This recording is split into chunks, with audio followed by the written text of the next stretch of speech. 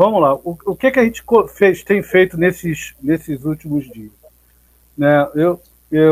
Essa coisa do Irã está me ocupando há quase 2 meses, quando a gente combinou 2 meses lá atrás fazer uma Te torturei, cara. Então, tem um primeiro texto sobre a base industrial do Irã que deu muito trabalho para você depurar, porque você tem muita propaganda iraniana, há um exagero, claro, faz parte. O Irã, a gente tem que notar que às vezes as coisas teve um colega que me perturbou quando eu mandei o texto para ele, e ele, você fica dizendo que o Irã é potência. Olha só, eles tinham mostrado um processador quântico, né?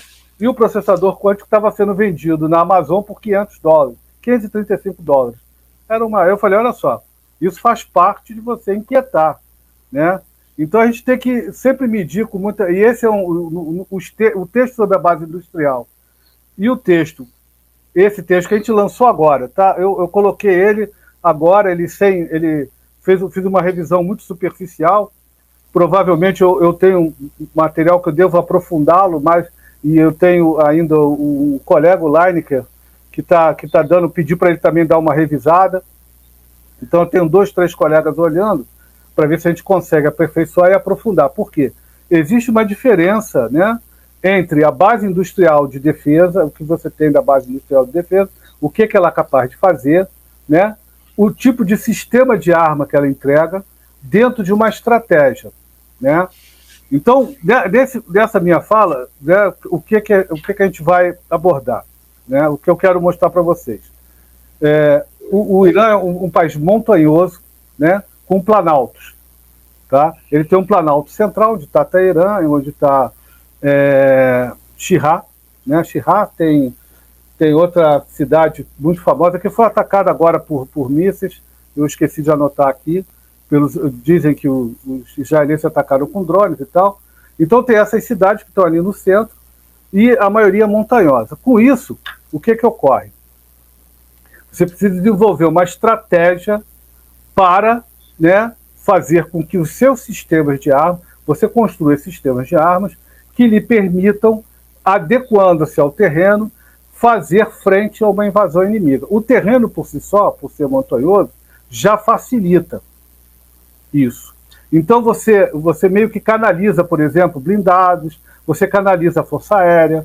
Naquele filme lá, que é bom de fantasia, do Tom Cruise lá, o Maverick, né? É bom para ver, porque aquilo é verdade, você tem que descer no cânion para fazer ataque ao solo. Ou então se você fizer muito alto, você fica em cima das baterias S-300 e S-200, muitas delas atualizadas e nacionalizadas. Esse é uma coisa que a gente tem que mexer também.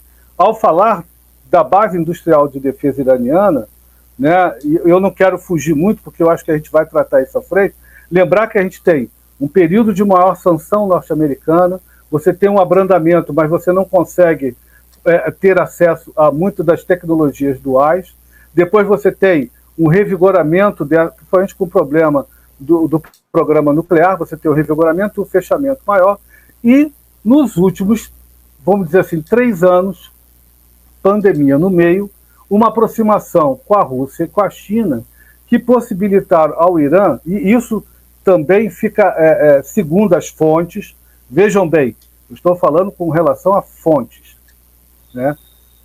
Permitiu a eles dar um salto de qualidade, melhorar seus equipamentos.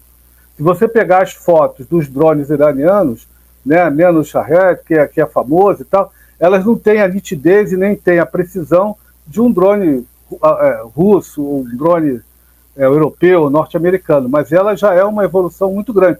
E a gente tem que ver que ele cumpre a função. Mas voltando à estratégia, o que os iranianos fizeram para a sua estratégia? Eles, lá no começo, lá com o Shah, dentro daquela política de substituição de importações do mais simples para o mais complexo, eles se preocuparam o quê?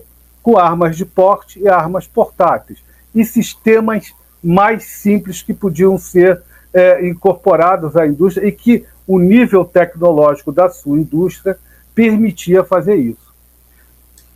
Por que isso é importante falar? Eles agora lançaram um carro, o Carras, tem o nome dele aí, Lá no texto tem o nome dele, eu fui pesquisar esse carro. Ele parece um T-72 e, segundo os iranianos, ele tem capacidades iguais ou superiores ao T-90. E aí vem a pesquisa, né? O que a pesquisa diz? Muito improvável. Muito improvável. Muito improvável. A não ser que os russos forneçam o canhão. A não ser que os russos ofereçam o sistema de pontaria. A não ser que os russos forneçam o motor. E a blindagem. Ué, mas isso aí é o blindado todo. Por quê? Porque eles não têm capacidade de fazer motores. Veja bem, fazer motor é uma coisa difícil. Os russos, né, venderam motores para os chineses, motores inclusive de avião, e os chineses não conseguiram replicar. E os chineses são extremamente competentes com relação à engenharia reversa e na engenharia de materiais. E eles não conseguiram copiar.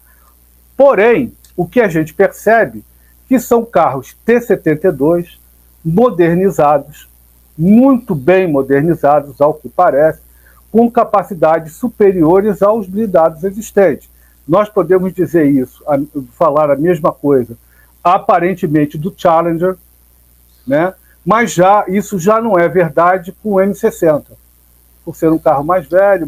Então, dependendo do que você vai olhar, você tem um limite de modernização. A mesma coisa com os aviões, né? Eu fui ver, cara, o que eles fizeram, Robson, o que eles fizeram com o F-5 é uma coisa maravilhosa, né? Fizeram com dois lemes, né? Porra, um negócio fantástico, cara. Aquilo, a princípio, eu fui procurar saber o que aquilo exponencia no avião. Manobrabilidade. Dá mais manobrabilidade. O avião fica mais estável, mas ele fica mais manobrável, por exemplo. Aí caraca, como é que os caras tiveram a ideia de fazer? E fazer esse produto, né? Fizeram um de ataque ao solo, fizeram um de superioridade, de um avião de superioridade, que não é um caça, ele é um caça multifuncional, multiuso, né? Vamos dizer assim, multifuncional, dos anos 70. Então a gente tem que olhar para a base. Aí nós vamos ver por que isso serve para o Irã. O terreno montanhoso, efetivos muito grandes, né? Dá para você camuflar muita coisa. Então você precisa, de certa forma, direcionar a sua bid para quê? Para blindados robustos. Já que os blindados obrigatoriamente vão entrar no Irã em determinadas rotas. Então, se você fechar essa rota com arma anticarro e blindado, você vai conseguir destruí-los. Mesma coisa com a Força Aérea. Se eles passarem do limite, você tem os mísseis antiaéreos para batê-los. E depois a gente vai falar de fragilidades, outras coisas. Então, percebam que é uma estratégia que é em cima das fragilidades. E vem duas questões que eu acho importantes. Uma hora eles usam a massa, uma hora a questão é a massa. Por exemplo, em termos de marinha, Golfo Pérsico, 90 metros de profundidade média, tá entendendo? O que isso quer dizer? Isso quer dizer que pouca coisa ali vai ser escondida. Mas eles têm submarinos da classe Kilo. Então serve para aquele ambiente. Se o Kilo mergulha 50 metros, ele vai se tornar invisível praticamente aos sonares e vai conseguir cumprir a missão.